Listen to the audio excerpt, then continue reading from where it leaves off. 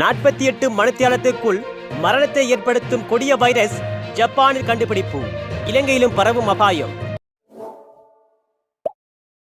Corona வைரஸை விடவும் ஆபத்தான ஸ்ட்ரெப்டோகாக்கல் டாக்சிக் ஷாக் சிண்ட்ரோம் என்ற பாக்டீரியா ஆஸ்திரேலியா, ஜப்பான் உள்ளிட்ட நாடுகளில் வேகமாக பரவி வருவதாகவும் இது இலங்கைக்கும் வரும் அபாயம் உள்ளதாகவும் சுகாதாரத்துறையினர் எச்சரித்துள்ளனர். இந்த பாக்டீரியா மனித உடலில் நுழைந்தால் 48 மணித்தியாலத்திற்குள் நோய் தாக்கத்துக்கு உள்ளாகி இறந்து விடுவதற்கான வாய்ப்புகள் அதிகம் என்று நிபுணர்கள் கூறுகிறார்கள். ஜப்பானில் வேகமாக பரவிவரும் இந்த பாக்டீரியாவால் இதுவரை 1000க்கும் மேற்பட்டோர் பாதிக்கப்பட்டுள்ளதாக ஜப்பானிய சுகாதாரத்துறை உறுதிப்படுத்தியுள்ளது. பாக்டீரியாவால் இதுவரை 77 பேர் உயிரிழந்துள்ளதாக ஜப்பானிய சுகாதார அதிகாரிகள் தெரிவித்துள்ளனர். இந்த மரணங்கள் ஜனவரி மற்றும் மார்ச் 2024க்கு இடையில் நிகழ்ந்துள்ளன. இந்த பாக்டீரியா தற்போது ஜப்பானில் வேகமாக பரவி வருகிறது. மேலும் இந்த நோய் அடுத்த 6 மாதங்களில் மேலும் 1500 பேருக்கு பரவக்கூடும் என்று கணக்கிடப்பட்டுள்ளது. இந்த பாக்டீரியா ஒருவரிடமிருந்து மற்றொருவருக்கு பரவும் என்பதால் அதை தடுக்க அந்நாட்டு சுகாதாரத்துறையினர் நடவடிக்கை எடுத்து வருகின்றனர்.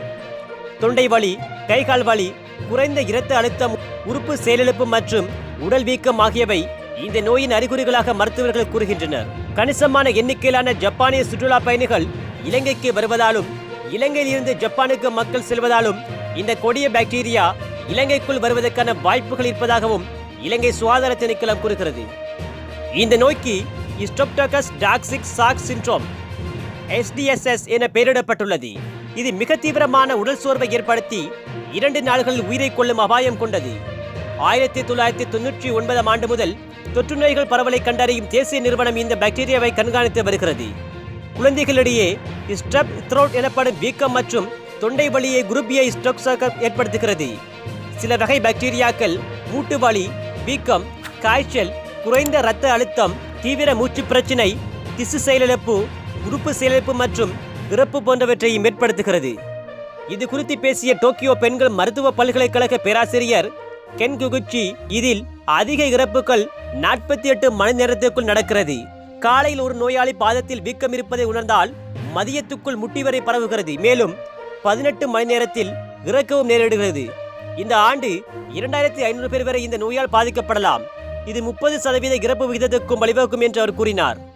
கைகளை சுத்தமாக வைத்துக் கொள்ள வேண்டும் என்றும் புண்களை பாதுகாப்புடன் கையாள வேண்டும் எனவும் அவர் கேட்டுக்கொண்டார். 50 வயதுக்கு மேற்பட்டவர்கள் இந்த நோயால் அதிகம் பாதிக்கப்படுகின்றனர். இந்த பாக்டீரியாவால் பாதிக்கப்பட்ட நோயாளிகளுக்கு குரூப் A ஸ்ட்ரெப்டோகாக்கஸ் குடலில் இருக்கலாம். மலம் கலைக்கும் போது அவை கைகள் மூலம் பரவலாம் என எச்சரிக்கப்படுகிறது.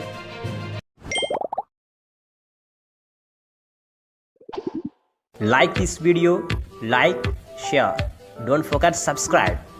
Press the bell icon.